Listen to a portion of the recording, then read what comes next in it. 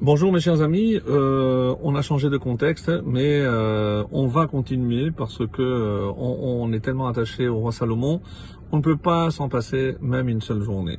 Alors aujourd'hui nous allons commencer un nouveau chapitre, le chapitre 10, et comme c'est expliqué ici dans Da'at Mikra, il y a une différence par rapport à ce chapitre concernant donc tout ce qui a précédé.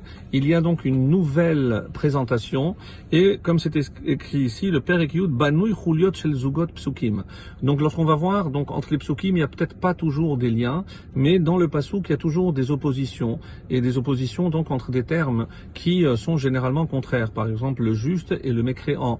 Et comme ça, on nous fait remarquer que le mot rachat apparaît ici 13 fois dans ce chapitre, et tzedek donc 14 fois. Donc il faudrait évidemment toujours un peu plus.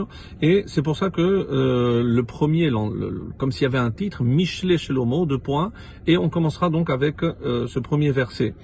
Alors, donc on va commencer déjà directement, Mishle Shelomo, les proverbes du roi Salomon. Et c'est la preuve, donc comme si c'était une nouvelle introduction, que c'est différent par rapport à tout ce qui a précédé. Ben Chacham Yesamach Av, un fils sage fait la joie de son père. Et par opposition, Oven Ksil Tugat Imo, mais un fils insensé est l'affliction pour sa mère. Alors le mot Tuga ici, les commentateurs nous disent que c'est un mot extrêmement rare et qui est traduit généralement par Yagon. Yagon, c'est-à-dire l'affliction. Et pourquoi, explique le Radak ou Ibn Ezra, pourquoi justement c'est la mère qui est affligée? Parce qu'ils expliquent comme le fils est souvent à la maison, et c'est que lorsqu'elle voit comment il se comporte, elle sait donc au fond d'elle que c'est un fils insensé, et c'est ça la raison évidemment de son affliction.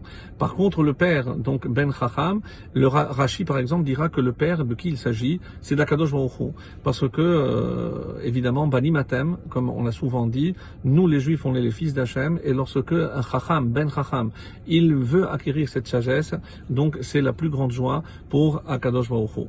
Et le Gaon de Vilna nous fait remarquer que dans les 2 premiers mots, Mishle Shelomo, il y a un enseignement d'après le Tikkuné HaZohar, donc forcément très profond, et il met le doigt dessus d'une manière extraordinaire. Il dit que le mot Shelomo, c'est Shel Shalem He. Il a complété le He. He, évidemment, c'est les 5 livres de la Torah, donc la sagesse de Dieu. Donc c'est l'homme qui a été capable de prendre cette sagesse et la transmettre à l'homme. Mishle, c'est Shalem Yud, et il a complété le Yud. Donc si je prends Mishle Shelomo, c'est qu'il a complété et le Yud et le He, c'est-à-dire la transcendance de Dieu. C'est comme ça qu'il nous a permis de nous connecter avec Hakadosh Baruch Hu, avec l'essence même de Hakadosh Baruch Hu, et cette essence, bien entendu, c'est sa grande sagesse. Par ailleurs, donc le verset 2, Lo yo'ilu otzrot resha, les trésors mal acquis ne servent à rien. Autrement dit, donc si je crois que pour l'instant ici dans ce monde je profite de ce que j'ai mal acquis, c'est une illusion parce que c'est éphémère et que pour le monde de la vérité je ne tirerai aucun profit. Et par opposition, tzedaka tatzil mimavet, mais la justice sauve de la mort. Ici la justice, c'est rendre la justice, pas simplement aider le pauvre ou les indigents, mais évidemment c'est comme on l'a souvent expliqué que la tzedaka c'est rendre une justice, puisque c'est ce que moi j'ai en plus, c'est pour permettre aux autres d'en profiter, comme si Hachem m'utilisait moi comme canal pour arriver à atteindre les autres. Lo yara'iv gimel, lo yara'iv Hachem nefesh tzadik. Hachem ne laisse pas avoir faim l'âme d'un juste, vehavat reshaim yehedof, mais il repousse la convoitise des méchants. Ici, pourquoi Hachem ne laisse pas avoir faim un tzaddik? Parce que ce n'est pas parce qu'il aide les autres que chas v'shalom il va venir en manquer. C'est comme une garantie, une assurance que si tu accomplis le devoir d'Hachem, si tu fais la tzedaka, Hachem te préservera de toutes sortes de faim ou de malheur. Donc ça c'est le verset 3. 4. Rash ose chaf remia.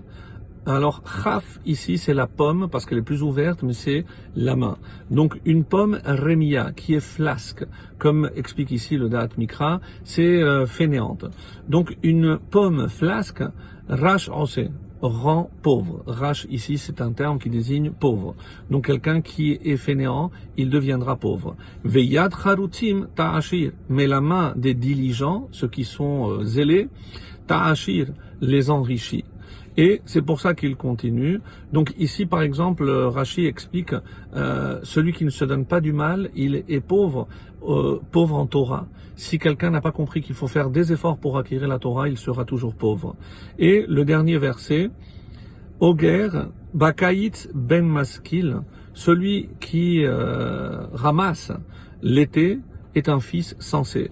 Nirdam, celui qui s'assoupit, Bakatir pendant la moisson, Ben Mevish est un fils qui fait honte.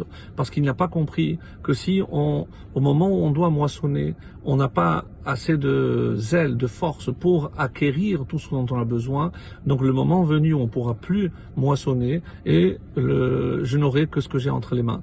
Donc si je n'ai pas profité, et c'est pour ça que le Malbim dit ici par exemple que ça, c'est aussi, on peut appliquer cela aussi au niveau de la Torah.